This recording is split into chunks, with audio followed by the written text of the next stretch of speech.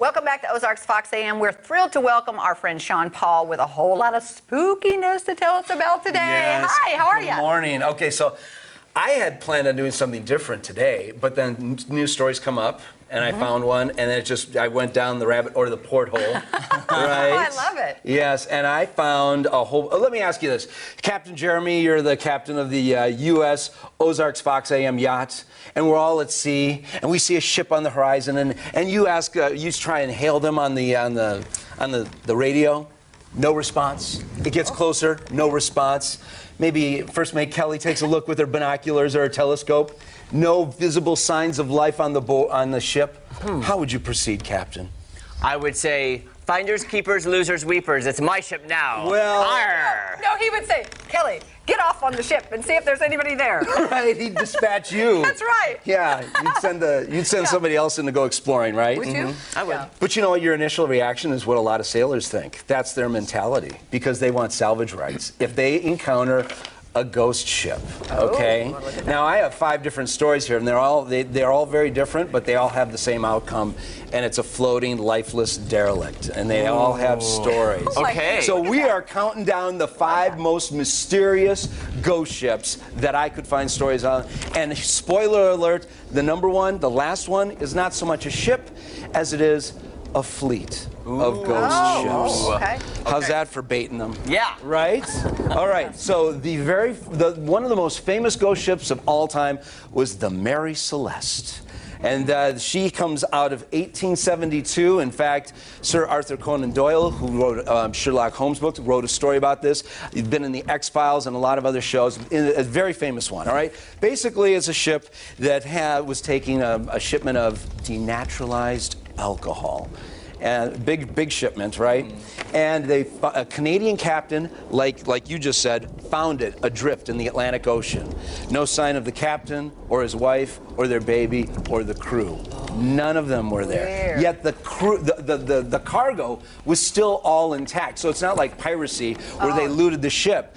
It's like the crew and the captain and the family, they all just vanished. Now there was no lifeboat, so they could have just very civilly. I mean, the captain's personal belongings and everything were still there. Food still in the galley and everything.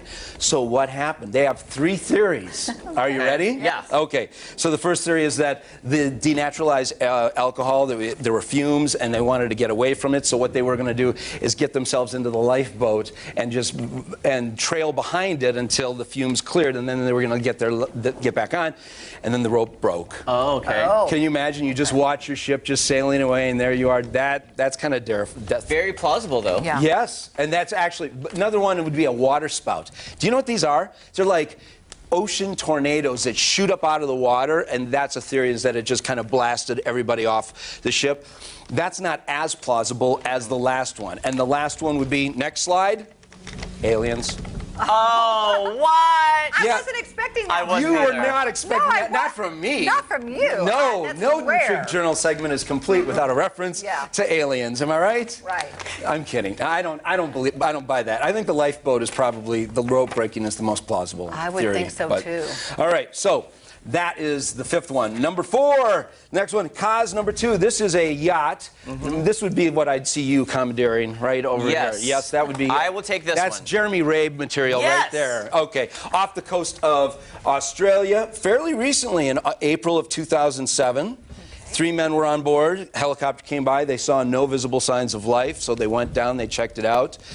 Food was on the table. Everything was still in place. There was a laptop still powered up. Gas in the engines. It was just going along. Nobody there. You know, there's a lot of sharks in Australia. Maybe they went for a swim. And they were very close to the Great Barrier Reef. I'm just saying. She's just saying. So the sharks jumped on board, cleared the decks. Oh, they went for a swim. Oh, they went for a swim. Yeah.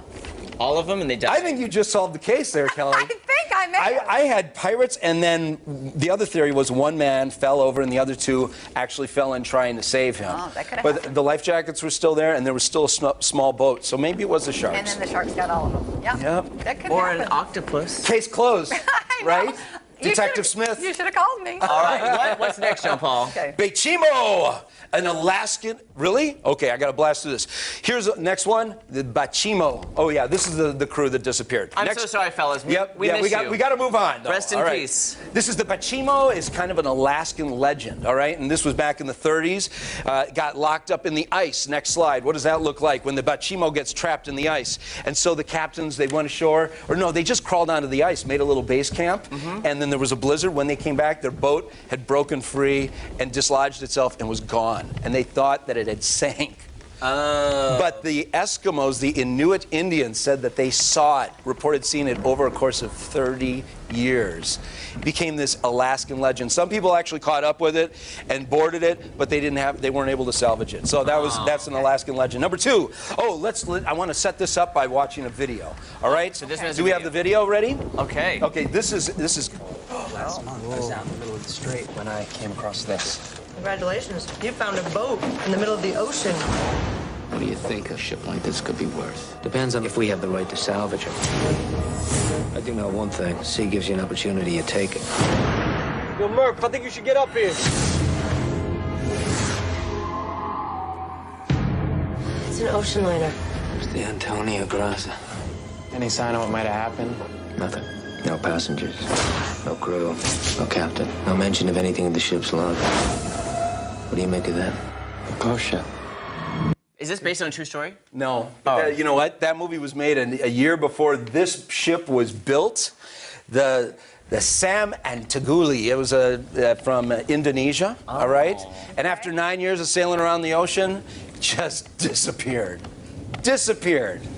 Wasn't seen for 9 years, and when they finally found it, it just last year drifted ashore in Myanmar, and completely empty. They found a couple of tow lines. Somebody tried to do exactly that: tow it to shore and take it to a salvage yard. Wow. Okay, last one. Last one. Last the one. fleets. Let's go to the last one. Okay. All right, we got another slide to go through, but we want to see North Korean fishing boats. This is the story that actually inspired me to do this. Every year, dozens of these poor boats are washing ashore in Japan. They look scary. And you know what? There are people on board, but they're dead. Oh, The poor North Koreans, and a lot of times they've been on there so long, it's their skeletal remains. You want to talk about a real ghost ship? Yeah. Two different scenarios. One is that they're people defecting and they're just trying to break out of right. communist Trying to North get out of there. Korea, right? Yeah. But then the other one, let's see the villain behind this, all right? The one that's pushing these fishermen to overfish the waters. Is that Kim Jong-un? Yes, it There's is. your villain right there. There's much more pressure on these fishermen to go further out, deeper, to get the ship. They're overfishing the waters. It's becoming more and more difficult to please this guy. Yeah. And there you have it. And it doesn't And look it's like he's dangerous. running out of food. Yeah, and it's dangerous out there. Yeah. Yes, I mean, you had fish today, didn't you? I did. It Yeah, was we pretty did. good. So it's all John coming Paul, full that is circle. Do you see way that? Intriguing. That was fun. And I'm scared. Okay. Yeah. All right, don't go Intriguejournal.com. anywhere. We'll be- Intriguejournal.com. We'll be back to wrap things up right after this.